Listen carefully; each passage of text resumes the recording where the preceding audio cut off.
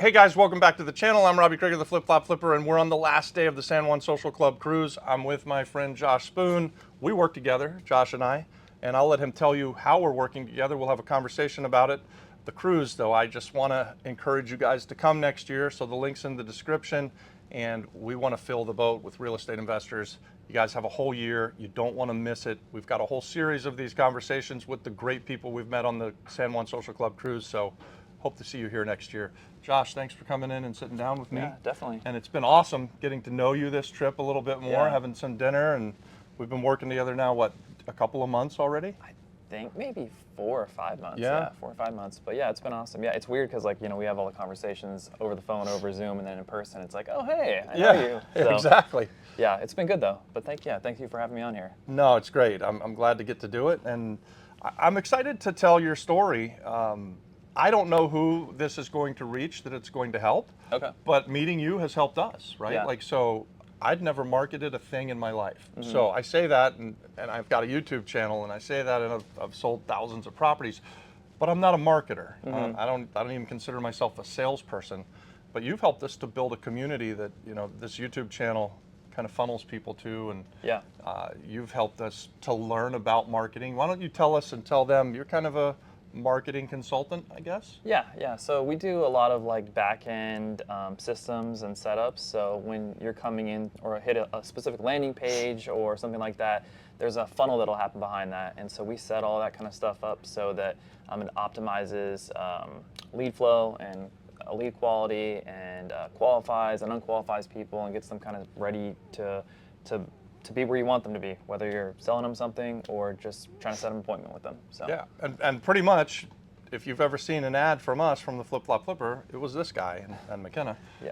You guys have tested dozens of different scripts. And yeah, that's the only way to really make sure we get the process efficient is to run a ton of tests, run a bunch of different types of ads, different audiences to different pages, and look at all the numbers, and then evaluate what comes in from there and make adjustments. Yeah. So.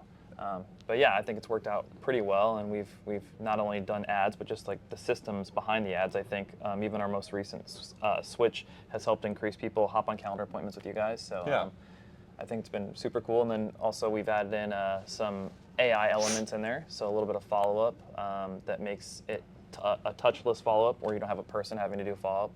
AI just hops in and does the work for you. So. Yeah, so for us, we're trying to build communities, right? Like we say, we want to be part of your real estate investing story, and we invite you to the free community. For those of you that want to go faster and have more access to us, we've got a paid community. Obviously, we put out a ton of YouTube content. But for anyone who's watching, Josh, who or what kind of business would seek out your services? Usually an already established business. We don't typically work with brand new businesses because they don't really have any systems yet. We mainly focus on optimizing a system that's already in place, finding the holes where maybe there could be some improvements, some adjustments, and see what we can kind of fix. And we kind of believe small little fixes across the board make a huge difference. Yeah, so for us guys, we were already making an attempt at it, maybe a clumsy one, and we didn't know at all what we were doing. And you came along and kind of streamlined things for us and got the copy down. And well, you guys were doing a great job before we got in there, but I think that there was just some small things maybe you guys hadn't done before, that small little tiny changes that just start moving the needle in the right direction. Yeah. So just minor tweaks, but that are tracked so that we can make adjustments and look at the numbers. Yeah, and guys, we're trying to grow the biggest real estate investor community in the country. So we just have a small goal, and Josh is helping us to get there. Yeah, and it's been super fun. It's a lot of fun, and I get to work with Adon and McKenna, and we're having a blast doing it. And we've already got a community of a couple thousand people in our free community, and it's great to get to know them. And then we have a tighter knit community in the paid group where they make a small investment, and they're way more intentional about wanting to be real estate investors. And you're really helping us to push the envelope, right? We want to go from 2,000 in the free account to 20,000 in the free account and 2,000 in the paid account. And the bigger the communities get, the more good we can do out there in the world. Coming on a cruise like this, we try to get a takeaway, or someone might try to get a takeaway from a video that they watch. What would be a takeaway that you could give to someone about marketing if they're wanting to go down that path? I would say a big thing that a lot of people skip is a lot of people get leads into their system, but they just don't do a good enough job following up. And so I would say the follow-up is key, because essentially if you're buying leads or you're working hard to get leads and you don't have a thorough, just like really immaculate follow-up process, you're wasting your money and time. So that's like a really big thing I like to harp on. It's just like, it makes a huge, huge difference. It's the hardest part. Yeah, it like is. For me, well, the follow-up is hard. A lot of people will attempt to reach out once and then stop, right? And life gets busy, and so that's where some of the AI stuff comes in. I was going to say, that's why AI is so great, right? Because the AI is tireless. Yeah. And we have Chloe as our AI. Yeah. She'll text you, you'll think she's real. She'll talk to you at 3 a.m. You guys can have a conversation with her, but she's going to keep trying to redirect you to set an appointment with Adon or McKenna or I. Yeah, so she follows the instructions she's said to go after. So whether it's just ask a couple questions or set an appointment. But the great thing is that you don't have to worry if a lead comes in and you only message them once. You know, a lot of times you're going to lose that lead. But Chloe would just keep on following up and following up and following up until eventually you're like, please stop, Chloe, or yes, I want to book an appointment. Let's do this. Yeah. So one of two outcomes. Yeah. Right. And I find a lot of times that people aren't responding because they're busy, right? Yeah. Everyone's got a busy life. You've got stuff going on, whether it's kids or whether it's work, whatever. And so the follow-up just gives people an extra nudge. Hey, I'm still here. So keeps yourself relevant. So Josh, when we're thinking about what the takeaway could be from this video, I'm thinking, why don't you give us an example of how the marketing works, or marketing for dummies, marketing 101 for dummies, right? Okay. And talk to me like I'm a third grader. Sure. And so I can attempt to understand. Okay. So what we'd probably do if we were just like kind of starting from scratch or just getting everything rolling is we would use some sort of paid traffic to get leads in quicker. And a lot of times we'll test that process thoroughly through a vetted, tested system that we use. And so we'll take people from a paid ad, so something you're going to see on Facebook or on Instagram, and then they're going to hit a landing page. Once they hit that landing page, our goal is to do whatever we can to get them to enter their information in. First name, email, phone number.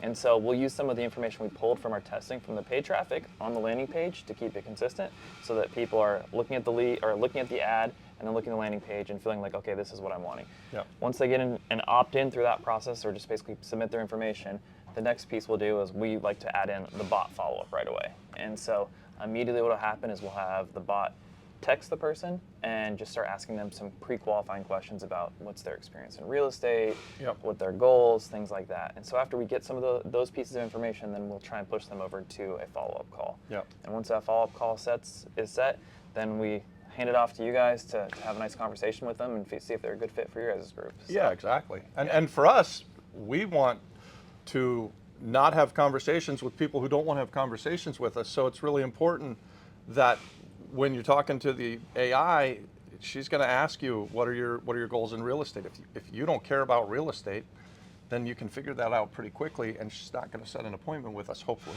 Yeah.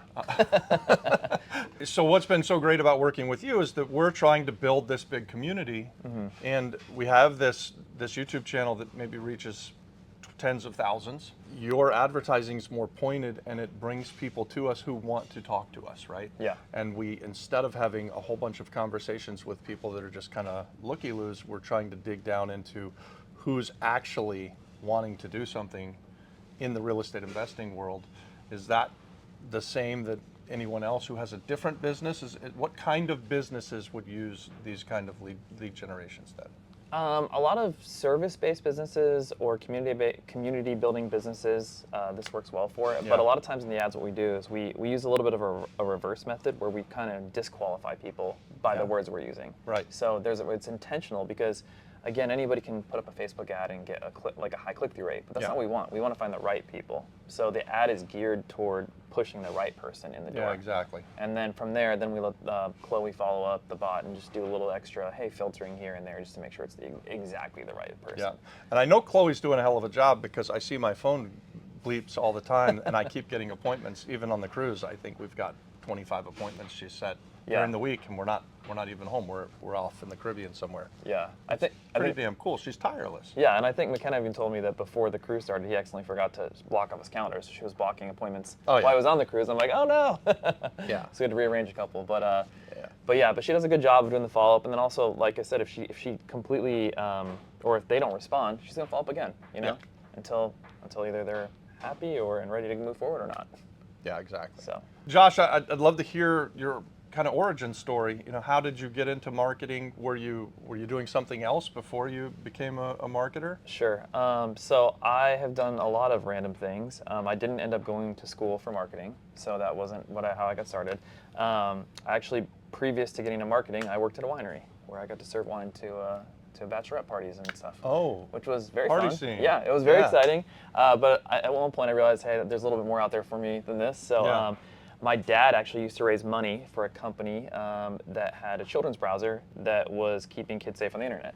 And so at the time, the gentleman who ran that company said, hey, if you want to come learn some basic marketing stuff, I'll pay you for the next couple months to learn. Oh, cool. So that's how I got started, and I worked with him for, man, I don't even know, 4 or 5 years, I think. Yeah. And I learned the ropes, and just kind of, it was something that just really appealed to me. And so I started learning how to build websites and all this stuff before it was really easy to build websites. And so just made my way through and started just kind of step after step making more advances on the marketing side. And then, long story short, I ended up meeting Davin, and I built a membership website for him, and things kind of progressed from there. I went to a couple of his actual events where he kind of endorsed me a little bit on stage from some of the work I did, and then I just kind of went full time with him from that point on and never looked back. And so, and now you're still with Davin. You're working with us. You got a few other people, and you have some more bandwidth. And you'd like to work with maybe a couple of select people out there. Yeah. How can they get a hold of you? So the easiest way to get a hold of us is just go to bearjackmarketing.com. That's our main domain name. Or you can email Josh at bearjackmarketing.com. But yeah, we're looking to work with more. Just, I mean, for us, I want to find people who are maybe really, really good at what they do, but maybe some of the back-end systems and processes aren't in place, and they know that there's maybe a couple things that just aren't right, and we could step in and help make some significant gains for their company. But also great people. You know, you guys are awesome, and I've worked with some not so awesome people. So I want some fun, exciting people. I like to pick my projects by the people that I'm working with, not just by the amount of money we make. So it's interesting you say that. So we do a lot of partnerships, and so if you do as many partnerships as we do, you're going to have some people that you like more than some other people that you don't like. And then I think as you're stepping into this entrepreneurial role now, you're going to find there will be people that you click with and people that you don't click with. I think it's just easier to do the business with the people that you really click with. And so that's why it's important to say no sometimes and just work with the people that really want your service and that you click with. Yeah, that you can be friends with and that you like. Yeah. I've had a couple people where it hasn't gone the best as far as our personalities, so I just decided, hey, you know, maybe it'd be better maybe if you guys... we're not a good fit, and that's perfectly okay. Right? I think, as hard as this is to believe, but there are probably some people that don't want to work with me. They'll be like, Robbie, I don't like your personality. I mean, there's something obviously very wrong with that person, but... Yeah, who are these people? So you have an interesting first business that I'm just being told that we should talk about. Okay, yeah. So when I was, maybe 18, we used to play a lot of Madden, the video game. Yeah. And so my buddy and I decided, hey, what we're gonna do is we're gonna start our own Madden contest. And so we're gonna give the first prize player $1,000, whoever wins. So I started going from restaurant to restaurant, trying to find a place that would let us host this tournament for free. So we landed on this place called Killer Pizza from Mars. And they're like, yeah, you can host it for free as long as you buy some pizzas. And I'm like, okay, cool. So I buy 10 TVs, 10 20-inch TVs, but not like TVs now, like old school, like heavy TVs. The big box. Yeah. Not the thin. Yeah, exactly. One flat screen TV. And me and my buddy start handing out flyers. And we're like, okay, we're going to destroy it. This is our first business. It's going to be so awesome, so excited. And so day comes where the first tournament happens, and we have 6 people show up. And that was like the best lesson I ever learned, though, because I realized, hey, marketing is not just, hey, I'm going to pop a flyer out here and someone's going to respond to it. Right. And so I ended up cutting a check for $500 to the first prize player. He understood because there was only 6 people there. Yeah. Bought about $200 worth of pizza and had 10 TVs I had nowhere to store. So, but long story short, the website I built for that was called MaddenCompetition.com. And so about maybe 3 months later, I get a phone call, and I wasn't super into watching sports. I played a lot of sports, just never watched a ton. Yeah. And I get a phone call from this lady, and she's like, hey, this is, I can't remember her name, but from the Dwight Howard Foundation. She's like, we found your website online, and we see that you guys host Madden tournaments. We want to do a charity Madden tournament. Can you help us out? I'm like, I don't really know who this is. I'm like, yeah, maybe. I'm not sure. I'll have to get back to you. So I hang up, and I told my buddy who had started the thing with, and he's a diehard basketball fan. He's like, Dwight Howard's team called you? What? Yeah. He's like, give me their number now. So he calls back, and long story short, they realized that we were just two young kids who didn't know what we were doing and didn't do anything with it. But the website we built caught enough attention where they thought it was. So. That's pretty cool. So Yeah. that kind of let you know that you were on the right track. Yeah, exactly. We had no idea what we were doing, but Yeah. we were like, well, okay, we can have more failures past this, or more, more things beyond this first try. Yeah. And it gave us some encouragement. So There's something to that anybody that's watching this that wants to become an entrepreneur should know. If you're afraid to fail, maybe you should be an employee. But if you're willing to learn from the mistakes and keep going in business, there's a great life out there, and we talk about this all the time. I've done dozens of businesses. They haven't all gone well, but the ones that didn't go well have taught me how to do something so that I eventually landed on something that I was pretty good at. Yeah. So I've kind of always been in real estate, but you still have ups and downs and setbacks and things, and Yeah. the entrepreneurs out there are going to be able to dust themselves off and keep going. If you're not able to do that, then having a job is probably good for you. I was a terrible employee. I just couldn't. I'd rather fail on my own terms than work for someone else and just be miserable. Even if they were like giving me a huge amount of money, I don't know what someone would have to pay me to go get a job at this point. Like it'd have to be a big freaking check, and I'd probably still be miserable, right? Yeah. I'd rather make less doing my own thing. Yeah. But if that's you, you're in the right spot. So give the video a like, subscribe to our channel, and maybe comment something below that you want to join our free community, and I'll send you a link. Josh, thanks so much Appreciate for coming it in so and much. sitting with us, man. Yep. This cruise So has much been fun. more fun because you were here. Yeah. So next year, if you guys want to come with us on the San Juan Social Club cruise, reach out. Now is the best time to buy a ticket. It's never going to be cheaper, and it's going to be an incredible cruise next year. So we hope to see you there. All right. See you guys.